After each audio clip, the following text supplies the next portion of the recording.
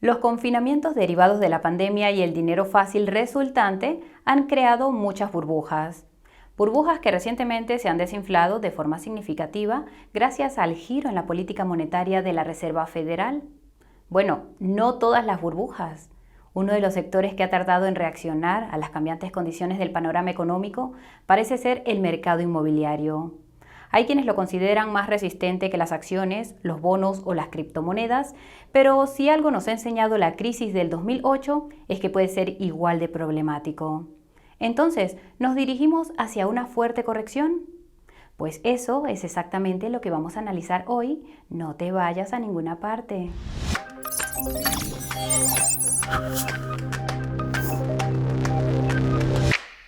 Antes de que podamos el primer paso dar, hay un aviso que os debemos comunicar.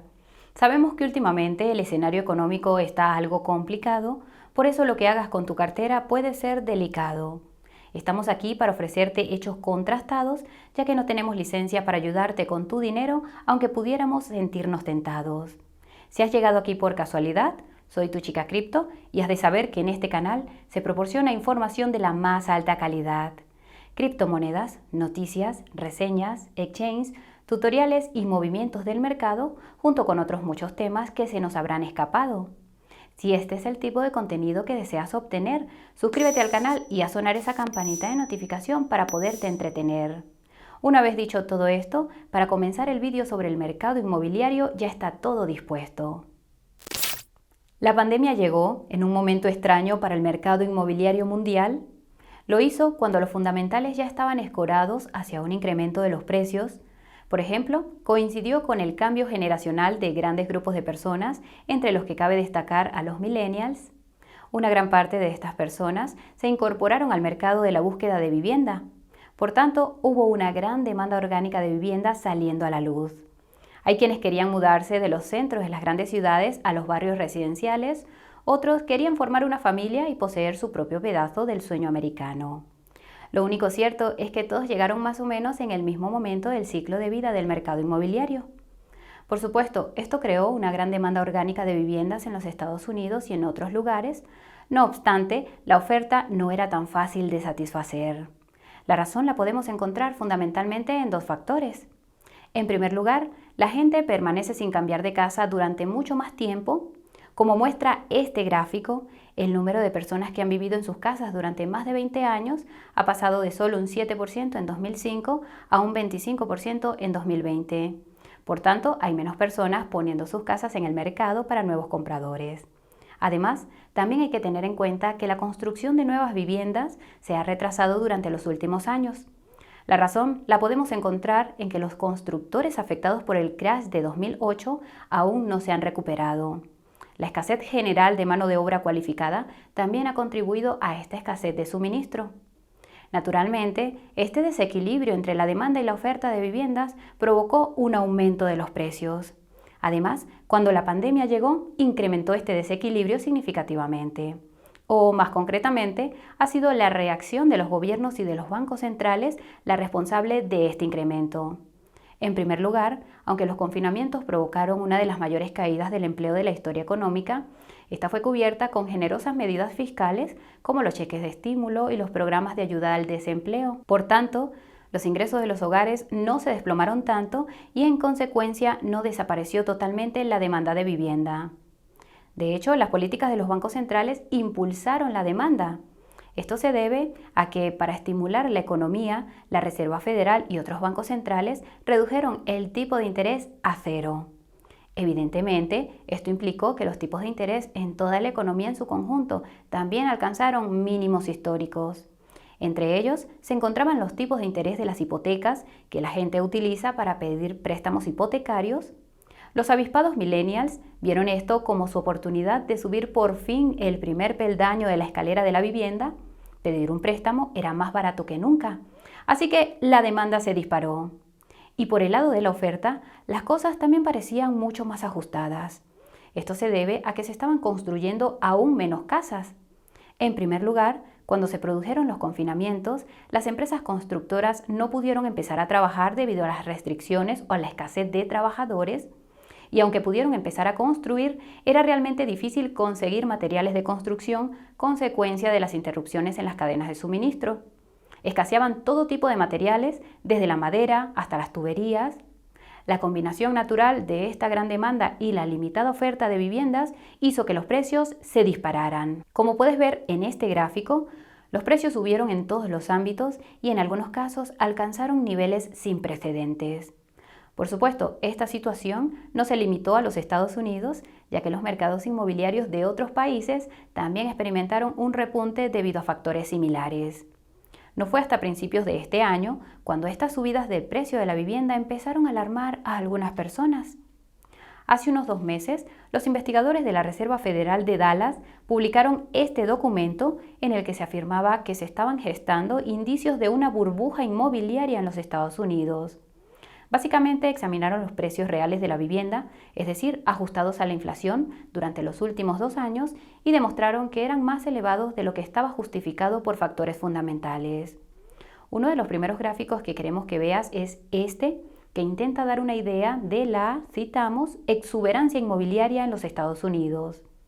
En la parte superior está el índice de precios reales de la vivienda, tomando como referencia 100 puntos en 2005. Como puedes ver, los precios reales de la vivienda son más altos ahora que en 2005. Debajo han trazado su indicador de exuberancia del precio real de la vivienda. Se trata de un complejo cálculo en el que no vamos a entrar. No obstante, pondremos un enlace al documento que figura a continuación para que puedas leerlo con tranquilidad antes de dormir. Han trazado este indicador junto con los límites del percentil 95. Cuando el indicador está por encima de este percentil, se puede considerar que hay exuberancia bastante extrema desde una perspectiva estadística. Como puedes ver, hemos estado por encima del percentil 95 durante los últimos 3 trimestres desde 2021. El único periodo en el que estuvo significativamente por encima de este percentil fue en la década de 2000. Todos sabemos lo que ocurrió al final de esa década. Así pues, parece un poco alarmante. Pero hay otros indicadores de referencia a los que prestar atención, como la relación precio-alquiler y la relación precio-alquiler fundamental. El primero es bastante sencillo, en cambio el segundo busca un punto de referencia para el precio fundamental. Intentan obtener una aproximación a este realizando un análisis de flujo de caja descontado sobre los pagos mensuales de alquiler. La idea principal es que si el precio del alquiler es mucho más alto que el precio fundamental del alquiler, el mercado está sobrevalorado. Como puedes ver en la parte superior del gráfico, el precio del alquiler está subiendo mucho más que el precio fundamental del alquiler, una divergencia que no se veía desde 2008. También han hecho el mismo análisis estadístico de exuberancia aquí y puedes ver que los resultados no son nada ordinarios. Otro indicador de la burbuja que analizan es la relación precio-ingresos, que también se explica por sí misma. Si los precios suben más rápido que los ingresos, entonces la vivienda se está volviendo menos asequible en su conjunto. Ahora bien, aunque estos indicadores todavía no están en la fase de exuberancia, puedes ver que están subiendo rápidamente. También es importante señalar que en este periodo de tiempo experimentamos un incremento de la renta real disponible como resultado de las medidas contra la pandemia. Los autores señalan que si estas subidas de renta de los hogares resultan ser transitorias y la política monetaria empieza a dar marcha atrás, estos niveles de renta disponibles empezarán a caer y por tanto podrían llevarnos aún más al terreno de la exuberancia. Así que basándonos en este análisis, parece que hay señales de que se están gestando problemas en el mercado de la vivienda. El hecho de que este análisis provenga de una división de la Reserva Federal también es especialmente alarmante. Aquellos que no residen en los Estados Unidos tampoco deberían respirar aliviados. Esto se debe a que estos investigadores también analizaron los mercados mundiales de la vivienda en su conjunto y también les preocupaba que se estuviera produciendo una, citamos, fiebre. Dejaremos este análisis junto con su documento sobre el mercado de la vivienda en los Estados Unidos en la descripción para que lo leas más tarde. Te lo recomendamos encarecidamente. Pero desde ese informe, las cosas han cambiado bastante en el ámbito macro global y con estos cambios han aparecido algunos signos de crash en el mercado inmobiliario. Tal vez uno de los acontecimientos más importantes desde el boom inmobiliario, consecuencia de la pandemia, ha sido el brusco cambio de rumbo en la política monetaria. Como hemos cubierto varias veces en este canal, la Reserva Federal se vio sorprendida por la inflación y ha decidido dar un giro de 180 grados. Desde marzo ha subido los tipos 2 veces por un total de 75 puntos básicos sin contar la subida de junio. Estas subidas de tipos repercutirán, por supuesto, en los tipos de interés de la economía en general. Cuanto más les cueste a los bancos obtener préstamos de la Reserva Federal, más cobrarán a las personas que busquen hipotecas. Para que te hagas una idea de cuánto han subido los tipos hipotecarios, a principios del año, el tipo fijo de una hipoteca a 30 años estaba en el 3.29%, hoy llega al 5.44%. Son los datos más altos en los últimos 10 años. Traducido a pagos hipotecarios medios, eso significa que la cuota mensual necesaria para comprar una vivienda ha aumentado un 50% desde septiembre. Es decir, la vivienda se ha vuelto mucho menos asequible para esos mismos millennials que estaban impulsando el mercado en 2021. Esto ayudaría a explicar el hecho de que las solicitudes de hipotecas en abril fueran solo el 50% de lo que eran el año pasado por estas fechas. Que haya menos personas solicitando préstamos significa que, naturalmente, hay menos compradores. Durante el mismo mes, las ventas de viviendas nuevas en los Estados Unidos sufrieron el mayor desplome en casi 9 años. De hecho, esta caída de las ventas ya ha empezado a repercutir en los precios. En algunos de los puntos más calientes de los Estados Unidos, algunos vendedores están teniendo que hacer lo impensable: aceptar ofertas por debajo del precio de venta. Además, parece que el exceso de oferta en las cadenas de suministro de materiales de construcción se ha suavizado un poco. Uno de los principales impulsores del suministro en 2021 fueron los exorbitantes precios de la madera. Pues bien, hace unas semanas estos precios alcanzaron su nivel más bajo del año. Más suministros para la construcción en el mercado significa costes más bajos y, por tanto, precios más bajos. Citando al economista Ian Stephenson, la fiesta se ha acabado. Estamos de acuerdo con él, sí, las estadísticas lo respaldan, pero también hay que tener en cuenta cuánto subirán los tipos adicionalmente. La Reserva Federal ha dejado claro que va a hacer lo que sea necesario para poner freno a la inflación, y esto implica subidas de tipos bastante agresivas. Si el tipo de interés de los fondos de la Reserva Federal supera el nivel del 3%, como algunos esperan, las hipotecas serán prohibitivamente caras. Entonces, ¿es probable que veamos una repetición del crash inmobiliario de 2008? Pues bien, es poco probable. Aunque el mercado inmobiliario de los Estados Unidos debe corregir, la principal diferencia que tenemos esta vez es el hecho de que los propietarios son mucho más solventes. Si nos remontamos a la crisis financiera de 2008, uno de los mayores responsables del contagio inmobiliario fue el gran volumen de préstamos de alto riesgo. A las personas con mala calificación crediticia se les concedieron préstamos hipotecarios con la misma facilidad que las tarjetas de crédito. En algunos casos, a los bancos ni siquiera les importaba la calificación crediticia del solicitante del préstamo. La razón la encontramos en que mientras los precios de la vivienda subían, también lo hacía el valor de la garantía. Si el solicitante del préstamo no podía hacer frente a sus pagos, podían simplemente recuperar la casa y venderla con beneficio. También abundaban las prácticas de préstamos abusivos. Tal vez una de las más comunes eran las hipotecas engañosas de tipo variable. Aquellas que parecían tener tipos de interés o pagos realmente bajos al principio, pero que luego subían considerablemente al cabo de unos meses. Naturalmente, se trataba de tipos que el solicitante del préstamo no podía pagar, pero a los bancos no les importaba, ya que siempre podían vender las casas. Bueno, eso pensaban. Y aunque la emisión de hipotecas de tipo variable se ha disparado recientemente al 9%, su máximo en los últimos 14 años, todavía está muy lejos del máximo del 35% que vimos en el último ciclo. Esto significa que aunque los tipos de interés están subiendo, es improbable que provoquen ejecuciones hipotecarias masivas que harían estallar el mercado de la vivienda. Una última cosa que no parece haber ocurrido en este último boom inmobiliario, que sí ocurrió en 2008, es la presencia de apalancamiento adicional. Básicamente, por aquel entonces, la gente podía utilizar el capital que tenían en otros préstamos hipotecarios como garantía para los pagos iniciales de las nuevas viviendas. Esto aumentó las posibilidades de compra. Además, en respuesta al crash de 2008, el gobierno puso en marcha una serie de barreras que ayudarían a evitar este tipo de emisiones de préstamos insostenibles en el futuro. En general, esto ha mantenido a los emisores de hipotecas bajo control. Por último, los impulsores de la demanda en este reciente, aunque frenético boom inmobiliario, estaban impulsados por fundamentales subyacentes. La gente buscaba una casa en la que vivir.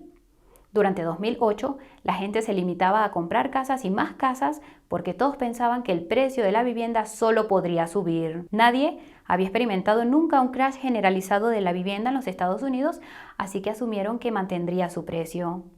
Así pues, parece que podemos escapar de un gran crash inmobiliario en los Estados Unidos, pero eso no significa que no haya algunos mercados inmobiliarios muy recalentados y peligrosamente desequilibrados por aquí fuera. Investiguemos al respecto, ¿de acuerdo? Lo que nos sorprendió relativamente es que en el contexto de las burbujas inmobiliarias mundiales, las ciudades de los Estados Unidos rara vez figuran como las más sobrevaloradas. El año pasado, Bloomberg examinó los países con mercados inmobiliarios sobrevalorados y trató de elaborar lo que llamó un ranking de burbujas. En esa lista, los Estados Unidos quedaron en séptimo lugar por detrás de países como Dinamarca, Reino Unido, Noruega, Suecia, Canadá y Nueva Zelanda. ¿Quién iba a pensar que Nueva Zelanda tenía la mayor burbuja inmobiliaria del mundo?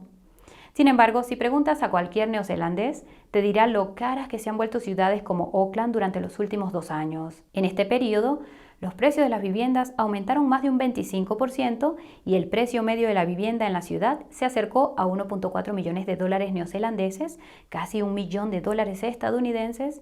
En términos de coste, estamos hablando de 35 veces la renta media. En parte, la razón por la que los economistas están bastante preocupados por el mercado de la vivienda en Nueva Zelanda es que se ha visto apuntalado por una gran cantidad de deuda y, naturalmente, son las personas más endeudadas las que solicitan la mayor parte de los préstamos hipotecarios. Mira este gráfico. Muestra el porcentaje de préstamos que se conceden a las personas que tienen una relación entre la deuda y los ingresos superior a 6 veces, es decir, gente muy endeudada. En el conjunto de Nueva Zelanda es del 56%, mientras que en Auckland la cifra es del 68%.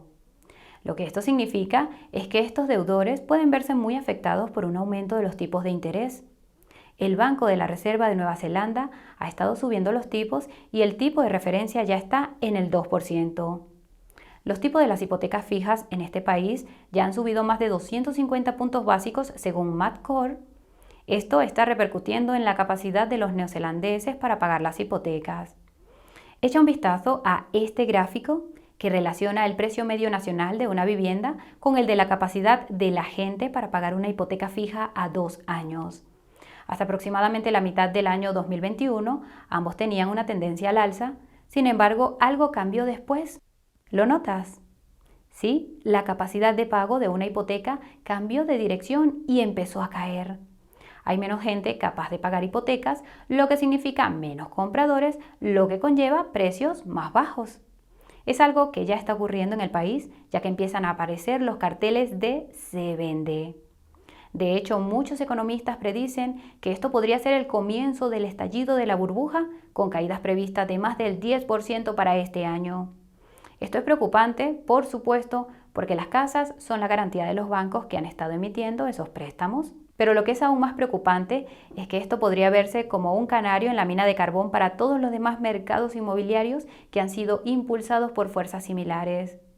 En esta lista de burbujas de Bloomberg, el país que quedó en segundo lugar después de Nueva Zelanda fue Canadá. Esto debería ser menos sorprendente, ya que es conocido desde hace tiempo que Canadá tiene uno de los mercados inmobiliarios más calientes desde hace años. Los precios simplemente siguen subiendo a ritmos que no parecen sostenibles.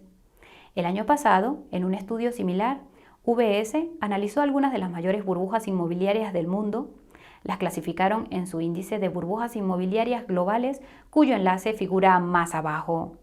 Como puedes ver, las ciudades canadienses de Vancouver y Toronto estaban en territorios de burbuja. De hecho, esta última era la segunda de la lista. El precio medio de la vivienda en Canadá es de $816,000 canadienses, que es un 50% más alto que el precio equivalente de la vivienda en los Estados Unidos cuando se convierte a dólares estadounidenses. En el pasado, este crecimiento se ha visto impulsado por la demanda de compradores extranjeros. Sin embargo, en 2018, el gobierno aplicó un impuesto a estos compradores con la esperanza de enfriar el mercado. Aunque tuvo un impacto temporal en 2018 y 2019, la pandemia trajo consigo toda una serie de factores macro que impulsaron el mercado inmobiliario. Los tipos de interés realmente bajos, gracias a la política monetaria laxa, provocaron una avalancha de nuevos compradores de vivienda que solicitaron hipotecas. Además, los proveedores de crédito hicieron menos hincapié en la solvencia, lo que nunca es una buena idea. Lo que es aún peor es el hecho de que el año pasado un gran porcentaje de quienes contrataban hipotecas lo hacían a tipo variable. En octubre del año pasado, la cuota de mercado de las nuevas hipotecas a tipo variable se disparó hasta el 51%. Vale la pena señalar que este porcentaje es el más alto que se ha registrado desde que el Banco de Canadá empezó a hacer un seguimiento de los datos en 2013. Aunque los tipos de interés de las hipotecas a tipo variable suelen ser más bajos que los de las hipotecas a tipo fijo, con el tiempo se ajustan al alza. Si los tipos de interés al final del plazo inicial de una hipoteca a tipo variable son mucho más elevados, te enfrentarás a un enorme incremento en los pagos de la hipoteca. Esto podría hacerlas inasequibles y correr el riesgo de embargos y ejecuciones hipotecarias. Los tipos de interés están subiendo y el Banco de Canadá aumentó su tipo básico al 1.5% a principios de mes. Si crees, como nosotros, que nos dirigimos a un entorno de tipos altos durante bastante tiempo, eso debería alarmar a los deudores. Estas subidas de los tipos de interés y la retirada del estímulo gubernamental ya están repercutiendo en los precios de la vivienda. En mayo de este año tuvimos la primera caída de los precios de la vivienda en Canadá, ya que el precio de referencia bajó un 0.6% respecto al mes anterior. Además, las ventas se desplomaron un 12.6% durante el mismo mes. No es de extrañar que los mercados que más subieron durante la pandemia, los suburbios de Toronto, sufrieran las mayores caídas del mes. De nuevo, la caída de las garantías nunca es buena para el balance de un banco, y es bien sabido que los bancos canadienses tienen una enorme exposición al sector inmobiliario. ¿Veremos en Canadá un desplome generalizado del sector inmobiliario? No lo sabemos, pero si ocurre, al menos podría hacer que la vivienda fuera asequible para el canadiense medio. Eso sí, en detrimento de los propietarios endeudados. Ya estamos terminando el vídeo y es un buen momento para concluir con algunas reflexiones finales. Lo que más nos ha sorprendido es lo mucho que las políticas gubernamentales tras la pandemia han afectado a todos los mercados de activos. El mercado inmobiliario no es diferente, una burbuja global que ha sido apuntalada por el dinero fácil y el atractivo de tener una casa propia. El mercado inmobiliario de los Estados Unidos está de nuevo en territorio de burbuja y hay quienes temen su inevitable estallido. Tipos de interés más altos, más inventario, menores costes de producción. Se trata del escenario opuesto al que experimentamos en 2020 y 2021. Aunque este cambio es realmente preocupante para los ciudadanos de los Estados Unidos, es probable que podamos evitar un colapso inmobiliario a gran escala, siempre y cuando esos codiciosos banqueros no empiecen a generar, reempaquetar y apostar por la deuda de alto riesgo, podríamos salir indemnes. Esperamos que así sea. Por supuesto, como hemos explicado, los Estados Unidos representan uno solo de los mercados inmobiliarios y hay otros que parecen mucho más sobrevalorados según numerosas métricas. Los mercados de Canadá y Nueva Zelanda se han visto impulsados por muchos de los mismos factores que impulsaron la burbuja inmobiliaria de 2008. Prestatarios endeudados que se excedieron con créditos baratos e hipotecas a tipo variable. Ambos mercados inmobiliarios parecen estar ajustándose dolorosamente a la realidad. Ahora bien, por supuesto, estos serán solo dos ejemplos de países con mercados calientes, pero no son los únicos. Los mercados inmobiliarios de Australia, Suecia, Noruega, Reino Unido y Alemania también están en territorio de burbuja.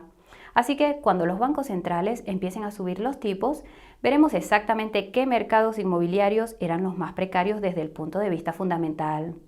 Como le gusta decir a Warren Buffett, cuando baja la marea es cuando se ve quién ha estado nadando desnudo. Y hasta aquí nuestro vídeo sobre el mercado global de la vivienda. Como siempre, estamos muy interesados en recibir tus comentarios. ¿Crees que estamos en territorio de burbuja? ¿Cuál es la situación en tu país? ¿Te gusta este tipo de contenido? Déjanos tus comentarios un poco más abajo. Por cierto, mientras estás por ahí, no puedes perderte nuestra página de redes sociales. Es aquí donde encontrarás los enlaces a todas las plataformas donde nos puedes encontrar. Telegram con un análisis diario del mercado, Twitter con noticias y actualizaciones del canal, Instagram con un poco de acción tras bastidores, TikTok con temas breves y bromas en general, y por último, pero no por ello menos importante, la newsletter por correo electrónico. Allí encontrarás todo tipo de información, desde las criptomonedas más calientes hasta las tendencias más interesantes, pasando por nuestra cartera de criptomonedas. Una cosa más. Si buscas alguna de las mejores ofertas y promociones en el mundo de las criptomonedas, nuestra página de ofertas es el lugar adecuado. Los enlaces a todo este contenido y a nuestras redes sociales están en la parte superior del cuadro de la descripción. Por último, si te ha parecido interesante este vídeo, ayúdanos, pon el botón de me gusta en azul, no olvides suscribirte y hacer ping en la campanita de notificación. Tenemos en elaboración unos cuantos vídeos súper interesantes que no te puedes perder. Es hora de decir adiós, ya que esta chica cripto tiene que ponerse a trabajar en el siguiente vídeo. Chao, chao.